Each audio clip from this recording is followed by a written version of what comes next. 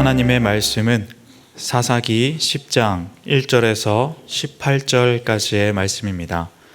아비멜렉의 뒤를 이어서 이사갈 사람 도도의 손자 부하의 아들 돌라가 일어나서 이스라엘을 구원하니라. 그가 에브라임 산지 3일에 거주하면서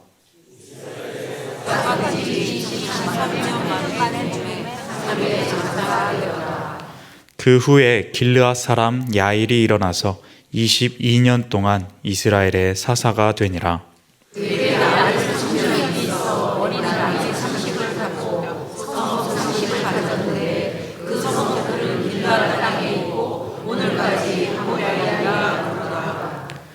야일이 죽음에 가몬에 장사되었더라.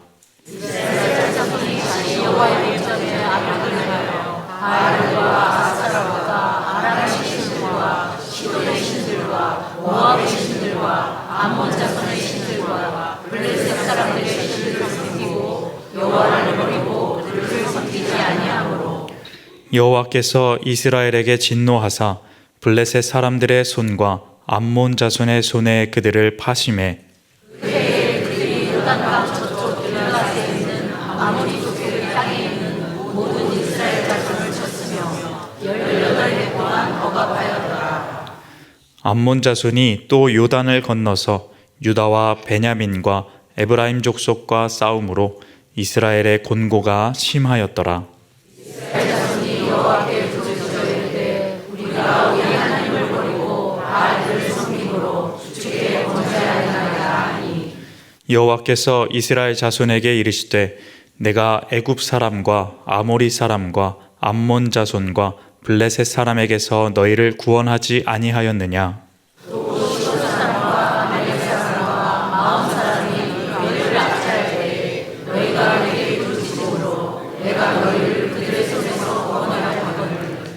너희가 나를 버리고 다른 신들을 섬기니 그러므로 내가 다시는 너희를 구원하지 아니하리라.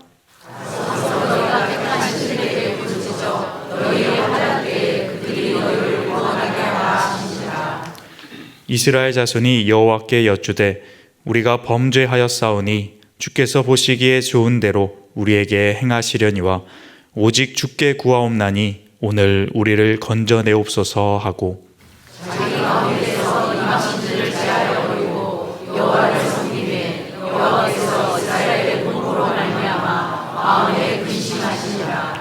그때에 암몬 자손이 모여서 길르앗에 진을 쳤으므로 이스라엘 자손도 모여서 미스바에 진을 치고 길르앗 백성과 방백들이 서로 이르되 누가 먼저 나가서 암몬 자손과 싸움을 시작하랴. 그가 길르앗 모든 주민의 머리가 되리라 하니라. 아멘. 네, 오늘은 우리 사사기 10장 말씀으로 하나님의 거절이라는 제목으로 함께 말씀 나누겠습니다. 이제 기드온과 아비멜렉에 관한 이야기가 끝이 나면서 다시 이 소사사 2명에 대한 언급을 간단히 하고 그 다음 이야기로 넘어갑니다. 우리 돌라하고 야일이라는 2명의 사사를 간단하게 소개하고 있습니다. 오늘 본문 1절 말씀을 보면은 아비멜렉의 뒤를 이어서 이사갈 사람 도도의 손자 부하의 아들 돌라가 일어납니다. 그리고 그가 이스라엘을 구원합니다. 돌라에 대해서 소개하고 있는데 이스라엘을 구원한 자라고 말합니다. 여기서 구원하다라는 것은 전에도 한번 설명드렸듯이 전쟁을 통해서 이스라엘을 상대편 국가로부터 구원해내는 것, 그것을 말합니다. 그러니까 뭐 일종의 싸움을 좀 잘해서 전쟁을 잘 이끌어서 승리를 이끄는 사사, 그런 사람이 바로 돌라였습니다. 자, 그의 마지막은 어떻게 소개하는가 하면 2절 말씀을 보면은 이스라엘의 사사가 된 지 23년 만에 죽었다. 그리고 3일에 장사되었다라고 합니다. 앞에 우리가 사사들 이야기할 때 뭐 40년 또는 뭐 80년 그런 연수에 비하면은 23년은 매우 짧은 시간입니다. 그리고 또 사사들의 마지막을 기록하면서 80년 동안 평온했다. 또는 뭐 40년 동안 평화가 지켜졌다. 뭐 그런 이야기가 나오는데 아무 이야기도 나오지 않습니다. 아무튼 23년 동안에 사사 역할을 했고, 그리고 전쟁을 통해서 구체적으로 뭐 어떤 전쟁인지 나오지는 않지만 이스라엘 백성들을 구원하는 일, 그런 일을 했던 사사 돌라를 소개합니다. 자, 다음으로는 야일이라는 사사가 나옵니다. 3절 말씀을 봅니다. 그 후에 길르앗 사람 야일이 일어나서 22년 동안 이스라엘의 사사가 되었다라고 합니다. 연수가 비슷합니다. 돌라가 23년, 야일이 22년. 아마 그 시대 사사는 대략 그 정도 역할을 하면 잘하는 것 같습니다. 그런데 이 야일에 대해서 소개하는 데는 뭐 이스라엘을 구원했다, 뭐 이런 이야기가 없습니다. 그러니까 이 시대에는 전쟁이 뭐 이렇게 필요 없는 그러한 때가 아니었나 생각해 봅니다. 다만 사사였다라고 말합니다. 그러니까 사사로서의 또 다른 역할, 전쟁해서 구원하는 역할, 그리고 재판하는 역할이지 않았습니까? 그러니까 이 야일은 재판하고 뭔가를 이렇게 통치하고 또 마치 왕처럼 지냈던 그런 사사가 아닌가 합니다.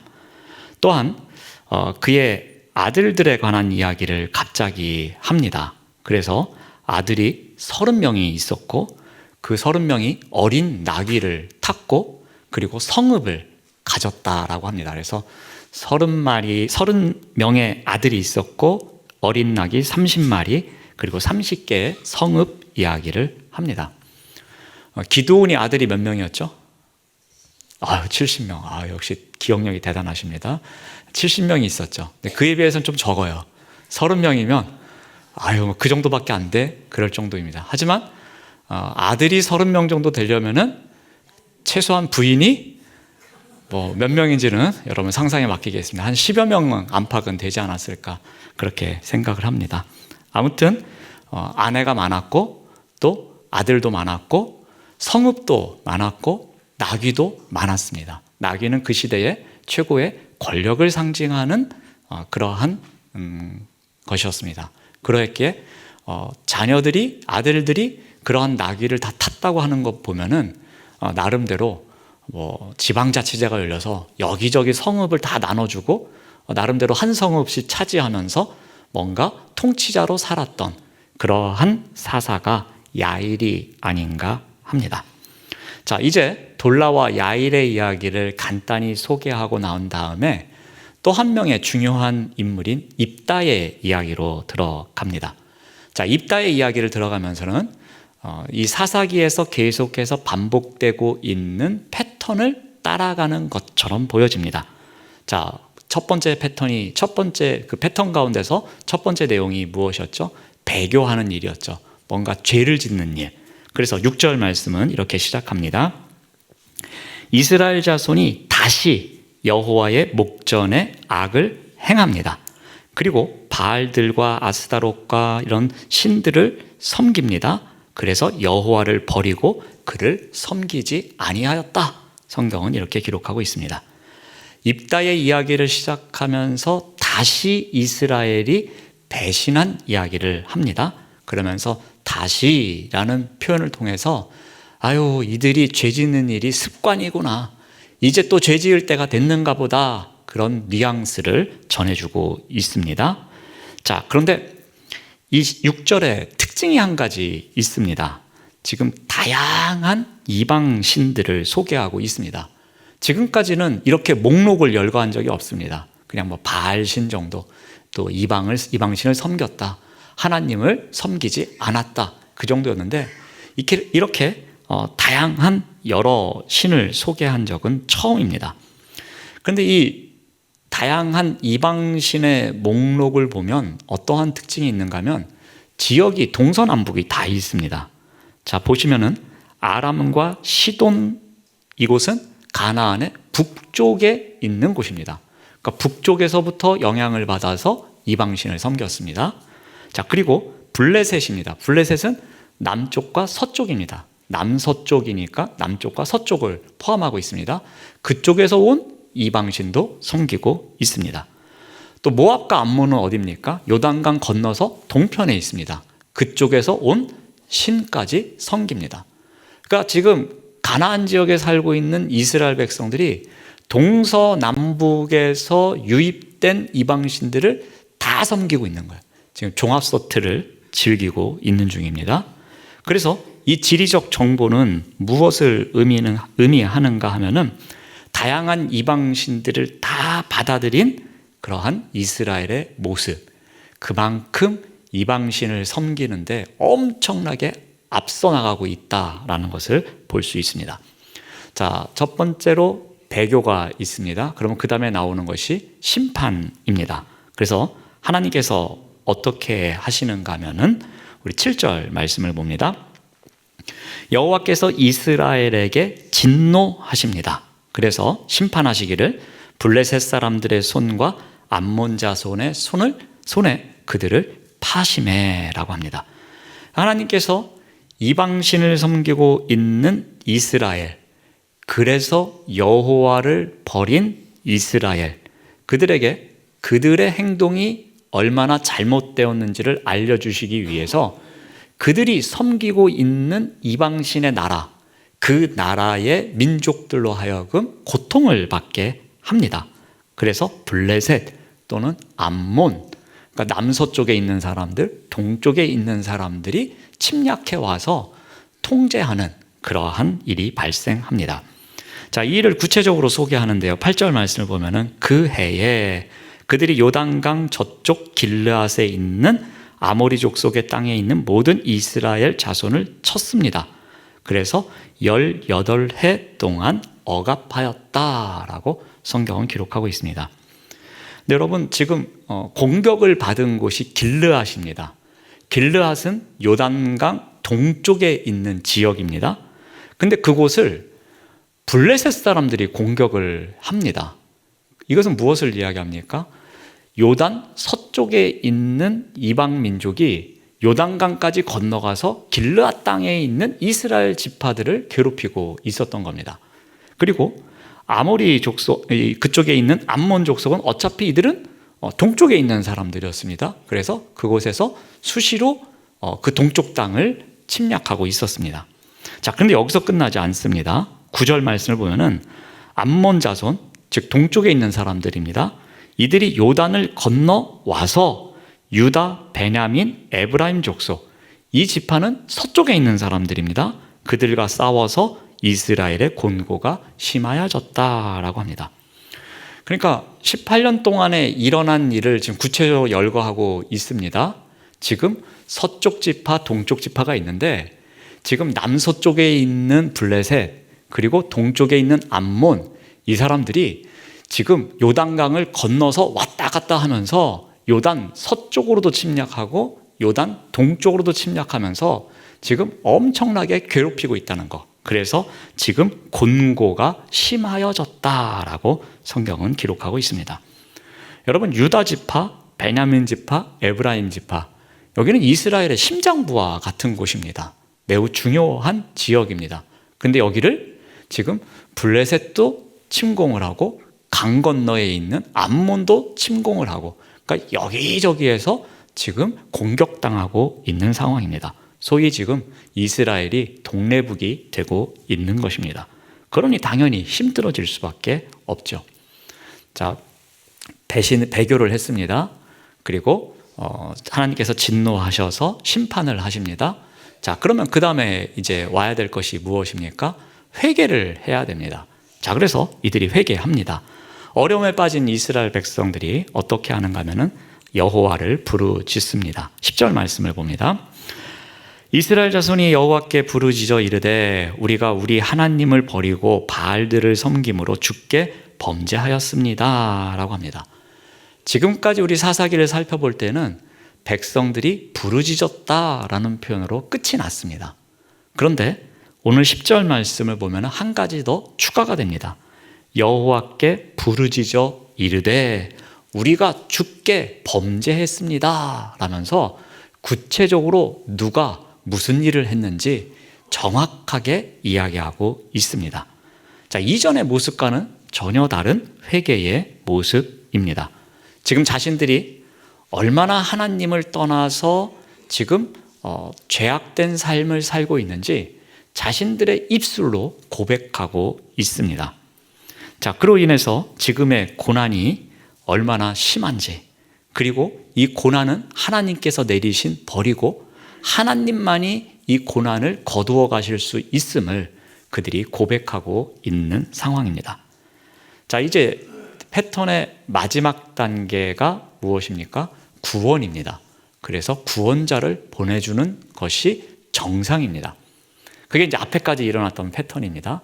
그런데 오늘 말씀에는 돌연변이가 일어납니다.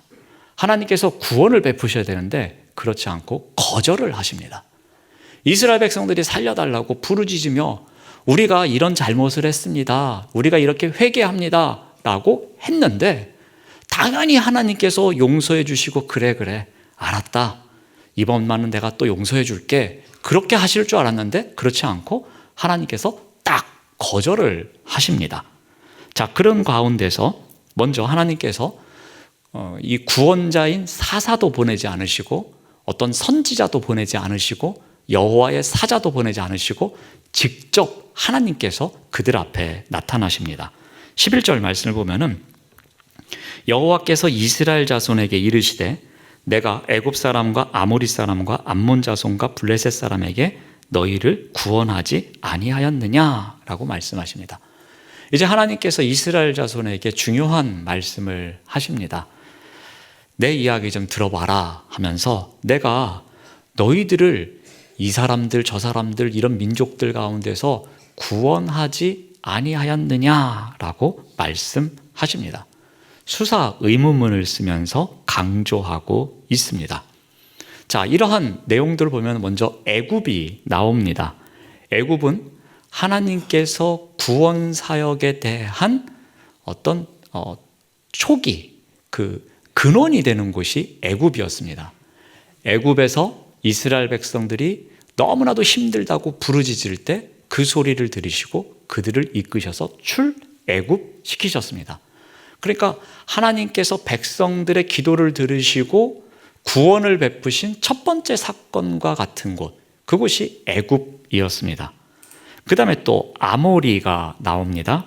아모리는 이 여호수아서에 나오는 대표적인 사건입니다. 여호수아가 이 요단 서편에서 아모리 5왕과 싸우는 사건이 있었습니다. 그때 하늘에 태양과 달이 멈추는 사건이 있었습니다. 그 일로 인해서 이 아모리 왕 5명을 다 제거하는 그런 일이 생깁니다. 자, 그게 바로 이 아모리와의 전쟁에서 승리케 한 기적이었습니다. 또 암몬은 어떠한 일이 있었습니까? 우리 사사 에훗 시대에 암몬과 모압이 연합군으로 와서 괴롭히는데 그들을 물리친 적이 있었습니다. 자, 그리고 또 블레셋은 어떠했습니까? 삼가리, 소모는 막대기로 블레셋 사람들을 물리친 일이 있었죠. 그러니까 애굽, 아모리, 암몬, 블레셋 다 하나님께서 함께 하시는 가운데 지난 역사 속에서 하나님이 이스라엘 백성들을 구원해 주셨던 그런 사건을 다시 한번 열거하고 있는 것입니다. 또 12절 말씀을 보면은 시돈 사람과 아말렉 사람과 마온 사람이 너희를 압제할 때에 너희가 내게 부르짖음으로 내가 너희를 그들의 손에서 구원하였다라고 말씀하십니다. 또 지금 4민족에 관한 이야기를 하셨는데 이제 추가로 더 3민족에 대한 말씀을 하십니다. 성경에는 시돈 사람과 마온 사람에 대한 전쟁을 기록하고 있지는 않습니다. 그런데 뭔가는 있었던 것 같습니다.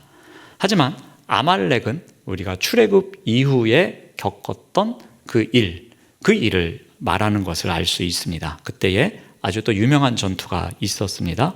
모세가 손을 들면 이스라엘이 이기고 모세가 손을 내리면 이스라엘이 지는 그러한 전쟁이 있었습니다. 그때 아론과 훌이 양편에서 이렇게 모세의 팔을 잡아주는, 그래서 이 전쟁에서 승리를 얻는 그런 기적이 있었습니다. 그러한 역사를 또 언급하고 있습니다. 자, 이와 같이 7개의 민족을 언급하면서 이 출애굽부터 최근까지 하나님께서 이스라엘 백성들을 구원시킨 사건을 회상시키고 있습니다. 자, 그런데 이제 어떠한 일이 발생합니까? 먼저 이스라엘의 모습을 언급합니다. 이렇게 역사 가운데서 이러한 일곱 민족과의 전쟁 가운데서 너희들을 구원해 줬는데 지금 너희들이 어떻게 했냐면은 13절 말씀을 봅니다. 너희가 나를 버리고 다른 신들을 섬기니 그러므로 내가 다시는 너희를 구원하지 아니하겠다라고 말씀하십니다. 하나님께서 너희들이 지금 아무리 울며불며 매달려도 이제는 나는 너희들에게 정 때련다. 이제는 거절이다 하면서 지금 딱 잘라 말씀하고 계십니다. 이스라엘이 하나님을 저버리고 다른 신을 섬겼기에 이렇게 많은 이방 민족으로부터 너희들을 구원해 줬지만 이제는 너희들을 구원하지 않겠다는 말씀입니다. 그만큼 배신감이 컸을 것이고 실망감이 컸을 것입니다. 그래서 하나님께서는 강하게 말씀하십니다. 구원하지 않겠노라고. 이것을 또 문법적으로 분석을 해보면은 이 화자의 의지를 강하게 표현하는 문법을 사용합니다. 그러니까 이 말씀을 하시는 하나님, 그 의지가 내가 절대로 변하지 않을 것이다. 너희들은 이제 끝이야. 나하고의 관계는 이제 단절이야 하면서 단호하게 그리고 강한 의지로 거절하고 있는 내용입니다. 자, 그런 가운데 하나님께서는 다음과 같이 말씀하십니다. 14절 말씀을 보면은 가서 너희가 택한 신들에게 부르짖어라. 너희의 환난 때에 그들이 너희를 구원하게 하라 하신지라 라고 합니다. 여러분, 이 표현을 보면 어떠한 뉘앙스가 느껴집니까? 하나님께서 심히 화가 나셨고 심히 삐치신 모습이 보여집니다. 너희들 지금까지 이렇게 살았지? 너희들 지금까지 부르짖었던 그 신 있지? 거기 가서 해봐. 어디 잘 되는지 두고 보자. 그런 뉘앙스가 보여집니다. 18년 동안 고난을 당하면서 너희들이 지금까지는 나를 찾아오지도 않다가 계속 동서남북에서 유입된 이방신을 섬기다가 이제 하다 안 되니까 나한테 왔지? 계속 그렇게 해봐라. 그런 분위기를 읽을 수가 있습니다. 하나님만이 이스라엘을 곤란에 빠지게 하시고 또한 이스라엘을 구원하실 수 있는 참 신이심을 하나님께서는 강조하시기 위해서 너희들이 진짜 신을 버리고 가짜 신을 따라갔으니 어디 고생 좀 해봐라. 그런 분위기로 보여지고 있습니다. 하나님께서는 왜 이렇게까지 하셨겠습니까? 그것은 조금 전에 우리가 10절에서 살펴보았지만 그들이 회개하는 모습, 우리가 이렇게 잘못했습니다 라는 그 회개를 진심으로 받아들이지 않으셨던 것 같습니다.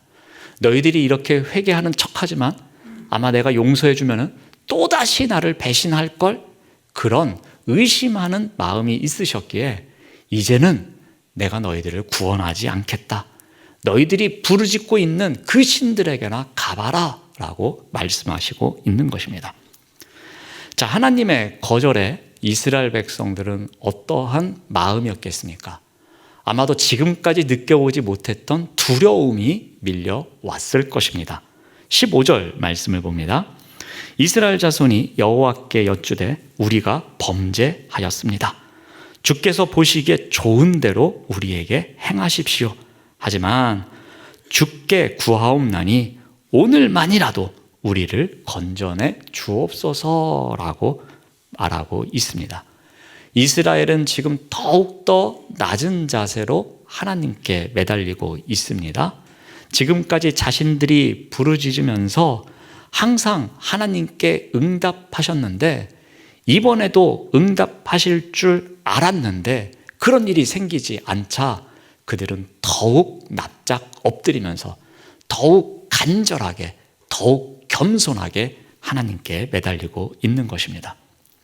그들의 예상을 깨고 하나님께서 거절하시자 이스라엘은 이제 주님의 뜻대로 하십시오.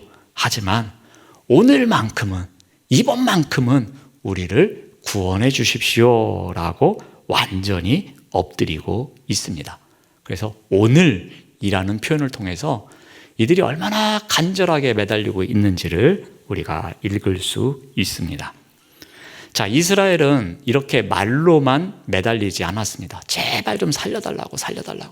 우리가 잘못했다고 그렇게 말로만 하지 않고 행동으로도 옮깁니다. 16절 말씀을 봅니다.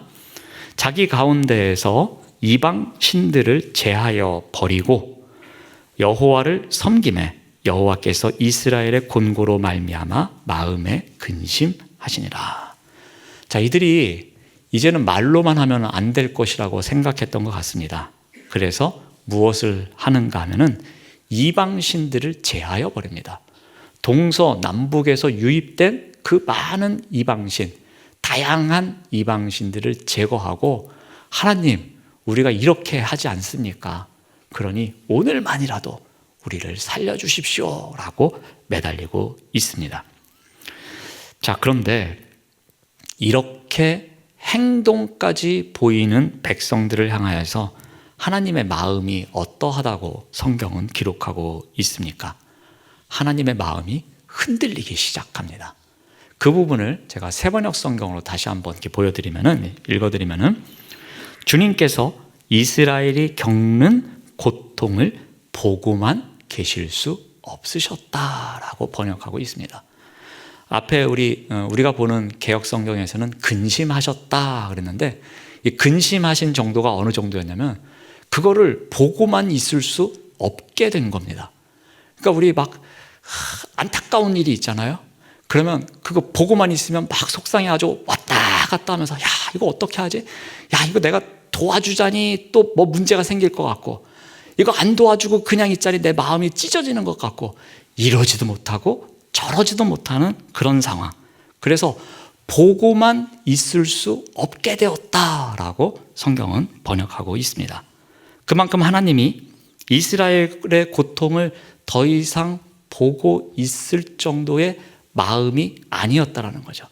하나님께서 그들을 긍휼히 여기셔서 그 창자가 꼬여서 아파올 정도의 그러한 아픔이 하나님에게도 있었다는 것입니다.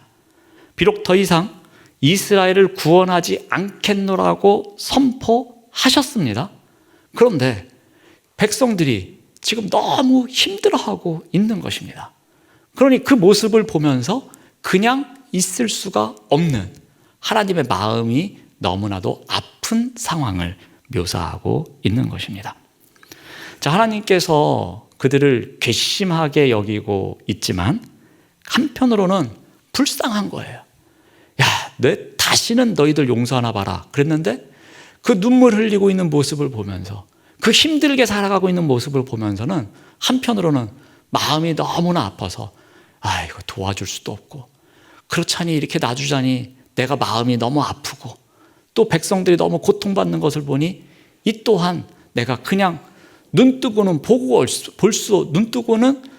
없는 그런 상황이 펼쳐져서 마음이 힘든 순간을 묘사하고 있습니다. 자, 이런 일이 펼쳐지고 있는 가운데 하나의 사건이 발생합니다. 17절 말씀을 보면은 그때에 암몬 자손이 모여서 길르앗에 진을 칩니다. 그리고 이스라엘 자손도 모여서 미스바에 진을 칩니다. 바로 계속해서 괴롭히고 있었던 민족 가운데 하나인 이 암몬 자손이 또 공격을 해 옵니다. 그래서 길르앗에 와서 진을 칩니다. 그러니까 동쪽에 있는 민족이 동쪽 땅에 와서 진을 친 것입니다. 그랬더니 이스라엘 자손도 미스바에 모입니다. 여러분, 여기서 조금 이상한 질문이 생길 수 있습니다. 미스바? 많이 듣던 곳인데 미스바는 사무엘 시대에 있던 광장 아닌가?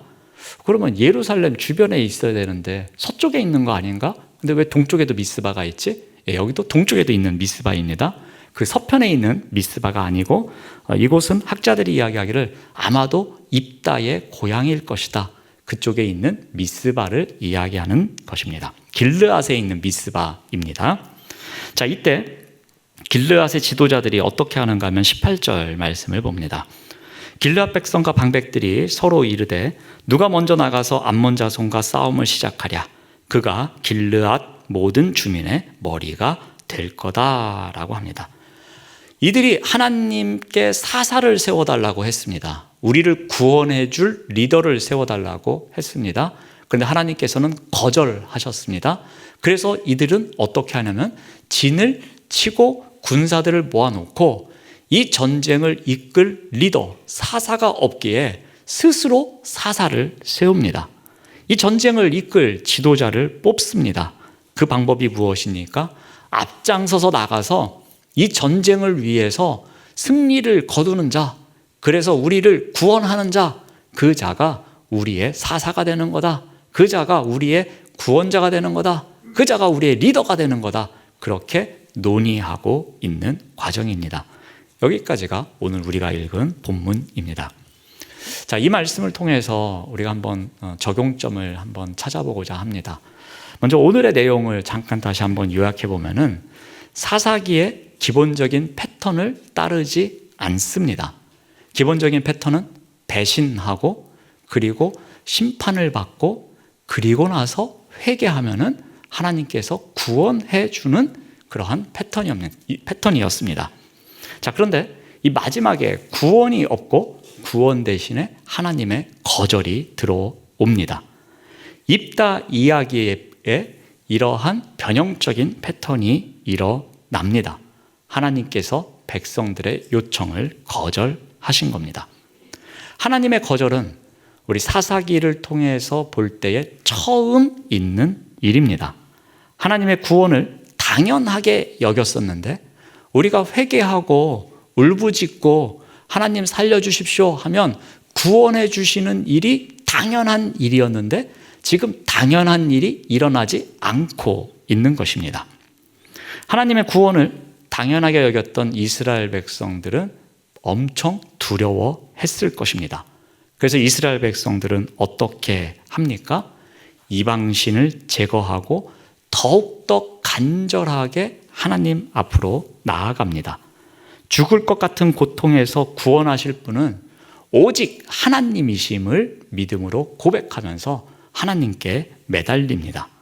그러자 하나님의 마음이 복잡해졌습니다. 흔들리기 시작했습니다.